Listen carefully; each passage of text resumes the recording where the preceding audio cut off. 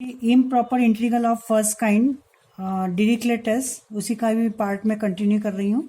अब मैंने क्वेश्चंस लिया है integral 0 to infinity sine X की power X, sine X upon X की पावर 3/2 dx। देखिए मैंने कहा था इसमें एक फंक्शंस तो हमें चाहिए monotonic, bounded and limit x tends to infinity पर 0, और एक functions integral a to infinity F X का मॉड वैल्यू बाउंडेड चाहिए। तो मैंने कहा था वो मॉड वैल्यू जो एक्स टू इन्फिनिटी लेते हैं वो साइन एक्स कॉस एक्स इस तरह से लेते हैं। तो इसको तो लूंगी मैं साइन एक्स, और जिसको मेरे को मोनोटोनिक, बाउंडेड और लिमिट 0 बतानी है वो लूंगी मैं 1/x की पावर 3/2। ठीक है, तो आप देख लेंगे 1/x की power 3/2 x tends to infinity पर, ये तो हो जाएगा आपका 0। मोनोटोनिक भी है, ये बाउंडेड भी है, और इसको आप कोशिश करिए बहुत आसानी से दिख जाएगा। देखो यहीं पर भी 2 मिनट में अपन करते हैं। x बराबर ये 1/x की पावर है 3/2। इसको अगर हम खोलते हैं तो 1 की पावर 3/2 मतलब 1/2 की पावर 3/2। ठीक है, तो 2 की पावर 3/2 एंड फिर 3 की पावर 3/2। तो आप देख रहे हैं यहाँ पर कि 1 सबसे बड़ा, और फिर जैसे जैसे डिनोमिनेटर बढ़ता जाएगा वैल्यू छोटी हो जाएगी, तो हो गया मोनोटोनिक डिक्रीजिंग एक डिस्ट हार्समान। मैक्सिमम वैल्यू 1, और कहाँ तक जाएगी, एक्स टेंड्स टू इन्फिनिटी मतलब 1/∞ मीन्स 0। तो 0 और 1 इसकी अपर लिमिट, 0 इसकी lower limit, and limit x tends to infinity पर जो मेरा फंक्शन है 1/x की पावर 3/2 हो गया 0। तो तीनों चीज हो गई। तो ये तो हो गया functions monotonic, bounded and limit 0। और दूसरा फंक्शंस मैंने बताया था उसमें हमें केवल इतना चेक करना था, integral a to x sine X की मॉड वैल्यू बाउंडेड। तो मैंने बताया था साइन एक्स का इंटीग्रल हो जाएगा कॉस एक्स। कॉस एक्स पर आप लिमिट रखेंगे, यहाँ लिमिट एक्स रखना, मैं ध्यान से बोल रही हूँ, आप इन्फिनिटी और पटांग कुछ चीज मत रख देना, क्योंकि साइन इन्फिनिटी पर फंक्शंस आपका फिर ऑसिलेट होने लगेगा। तो यहाँ पर आ जाएगा a to x मतलब मॉड ऑफ कॉस एक्स, और कॉस एक्स की लिमिट रखेंगे हम a to x, तो कॉस एक्स माइनस कॉस ए। तो कॉस एक्स माइनस कॉस ए मीन्स कैसे मैं वो लिख रही हूँ आपको, कॉस एक्स माइनस कॉस ए को मैं लिख रही हूँ लेस देन इक्वल टू 2। तो आपको पता होना चाहिए mod of cos A minus cos B बराबर होता है मॉड ऑफ कॉस ए और प्लस कॉस बी हो जाएगा, ये प्लस कॉस मतलब cos x plus cos A, और every cos theta is less than equal to 1, ये भी लेस देन 1 मतलब इक्वल टू 2। तो cos x minus cos A less than equal to 2, इस तरह से मैं लिख रही हूँ। जो पहले के क्वेश्चन उसमें भी मैंने लिखा है, तो यहाँ क्लियर कर दिया है। ठीक है, तो cos A minus cos B is less than equal to mod of cos A plus mod of cos x plus mod of cos A आ जाएगा। क्लियर, इस पर मॉड और प्लस इस पर आ जाएगा। ठीक है, यहाँ क्लियर कर देती हूँ। कॉस एक्स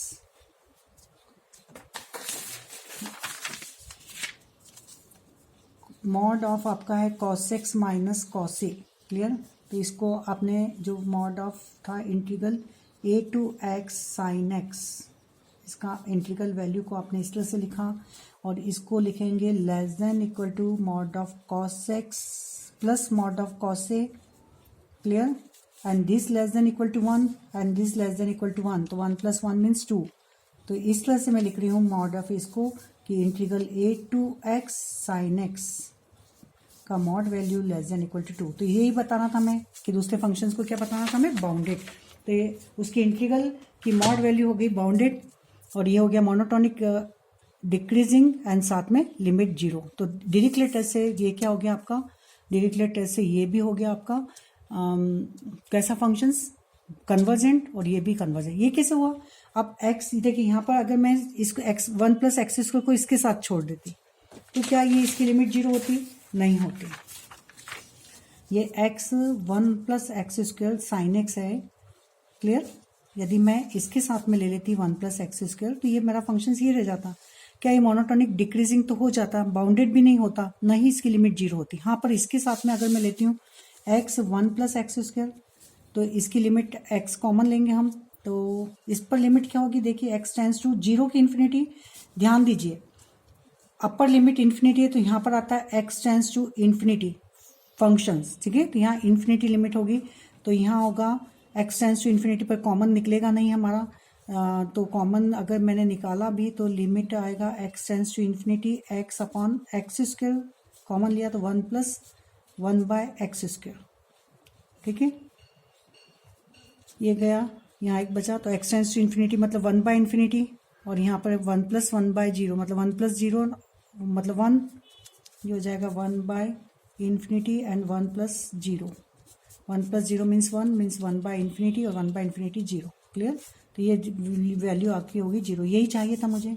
अच्छा, कि मोनोटोनिक डिक्रीजिंग है कि नहीं। आप इसमें x बराबर 1 रखें तो 1+1 मीन्स 1/2। जब आप 2 रखेंगे तो आएगी वैल्यू 2/1+2² मतलब 5। और आप जब रखेंगे यहाँ पर 3 तो 3/3² मीन्स 9+1 मीन्स 10। ठीक है। तो जिस तरह से हम देखेंगे यहाँ पर ये किस तरह के रेशो आ रहे हैं, तो हम देखेंगे 1/2 मतलब 0.5। इसमें वैल्यू निकाल लीजिए आप। ये हो गई आपकी 0.5 जानते हैं। 20/5 मीन्स कितनी हो जाएगी 0.4। 3/10 आप जानते हैं अच्छी तरह से। 3/10 क्या हो जाएगा 0.3। तो क्या हो रही है, वैल्यू क्या हो रही है मेरी, कम होती जा रही है। तो इस तरह का रिलेशन हो रहा है ये। तो monotonic decreasing, limit x tends to infinity पर 0 बता दी। बाउंडेड भी है क्योंकि अपर लिमिट इसकी 1/2 और एक्सटेंस टू इन्फिनिटी पर जाएगा तो 0 बता रहे हैं। तो जो मेरा फंक्शन है वो 1/2 और 0 के बीच में लाई कर रहा है। ठीक है। तो बाउंडेड भी हो गया, मोनोटोनिक डिक्रीज भी नहीं होगा और लिमिट भी 0। तो ये वाला केस पूरा बता चुकी हूँ मैं किसमें, x अपॉन, क्वेश्चन क्या था मेरा, x/1+x²। और साइन एक्स मेरा बाउंडेड बता ही दिया मैंने, साइन एक्स को <2 से ले। तो ये पूरी टोटल इससे क्या हो जाएगा, दिस इंटीग्रल इज कौन सी टेस्ट से, डिरिचलेट टेस्ट से क्या हो जाएगा ये कन्वर्जेंट। अब इसको चेक करिए, मोस्ट IMP क्वेश्चन सब चालू गए, ये मैंने लगा दिया निशान। साइन x² है, इसको आप केवल सिंगल है तो सबसे पहले तो ये 0 to ∞ है। तो आप इसको 0 to 1 और 1 to ∞ में ब्रेक करेंगे, क्योंकि मेरे जितने भी improper integral of first kind उसमें लिमिट ही होती है a to ∞, where a is greater than 0। तो मैं तो पहले इसको बनाऊंगी, तो 0 to 1 and 1 to ∞। 1 is greater than 0, yes. तो ये कैसा इंटीग्रल है, इसको भी हम चेक कर लेंगे। यदि ये इनफाइनाइट है तो मेरा नहीं हो पाएगा। तो मैं देखूं लिमिट फाइनाइट एंड फंक्शंस भी बाउंडेड, क्योंकि x tends to 0, x tends to ∞ पर मेरा जो साइन x होता है वो +1 -1 के बीच में ही लाई करता है। तो this functions is bounded and limit is finite.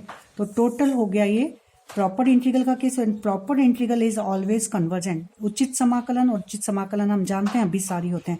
तो ये हो गया अभिसारी, पूरा लिखेंगे। ये ऑब्जेक्टिव में भी आ सकते हैं कि integral 0 to 1 sin x² dx proper integral की इम्प्रॉपर इंटीग्रल।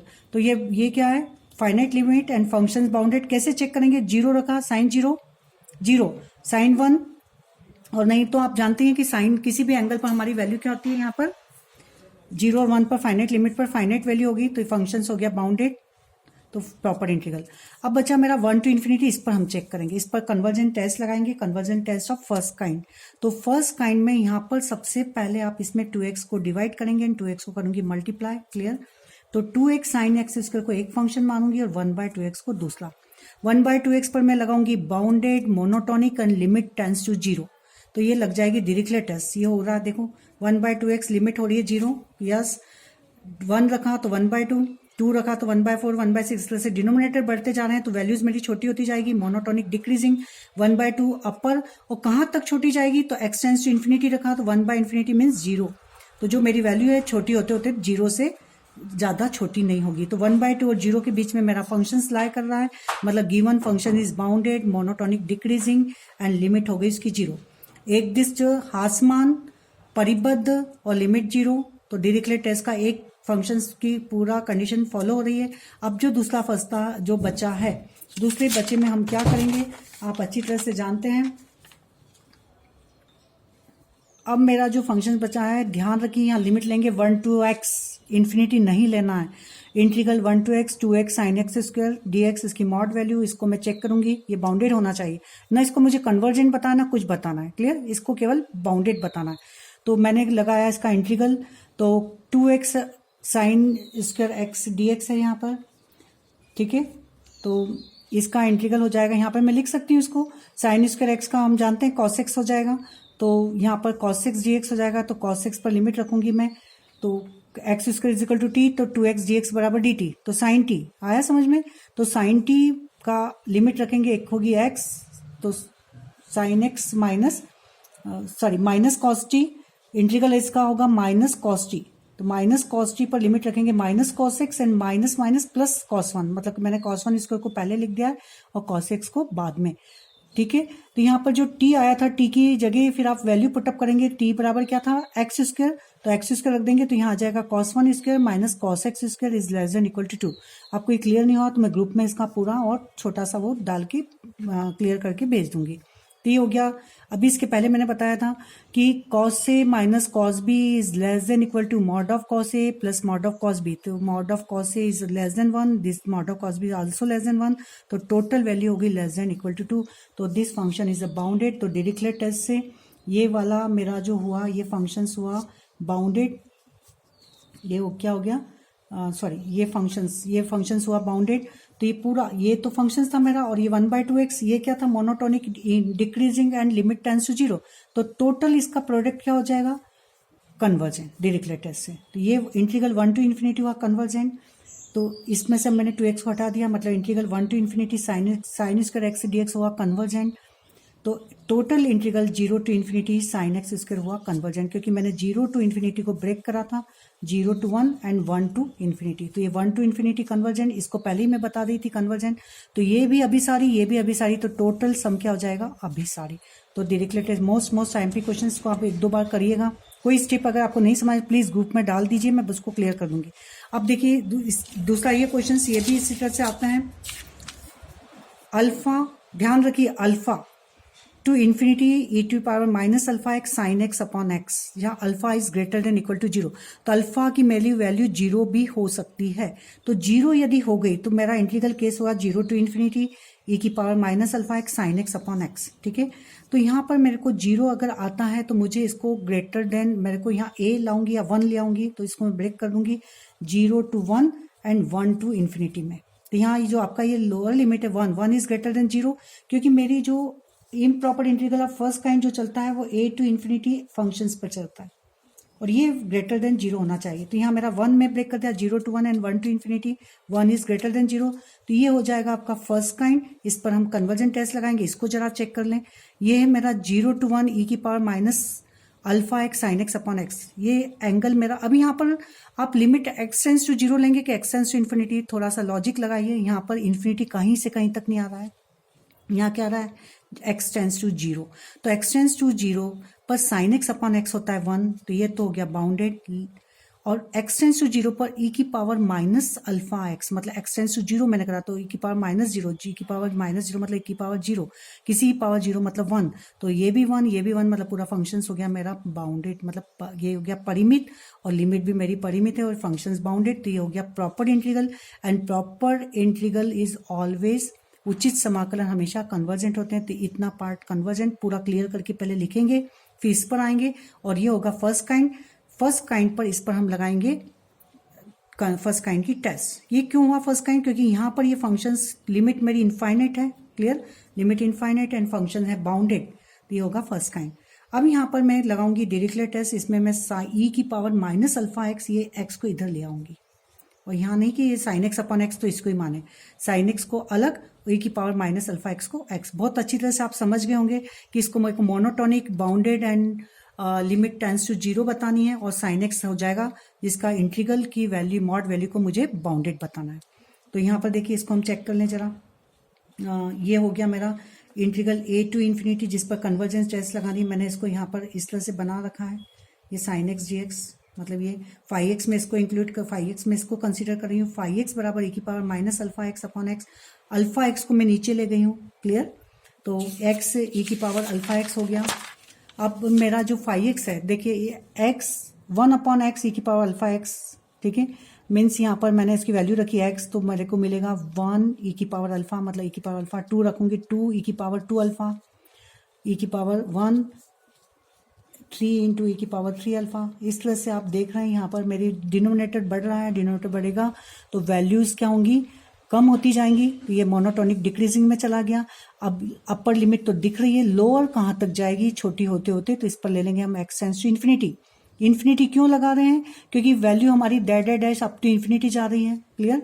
और यहाँ पर भी हमारा जो लिमिट है ये एक्स कहाँ है, इन्फिनिटी पर जा रहा है, तो यहाँ लेंगे हम limit x tends to infinity. Check करिए तो 1 बाई इन्फिनिटी क्या हो जाएगा 0, और ई की पावर इन्फिनिटी भी क्या होता है 0, क्लियर।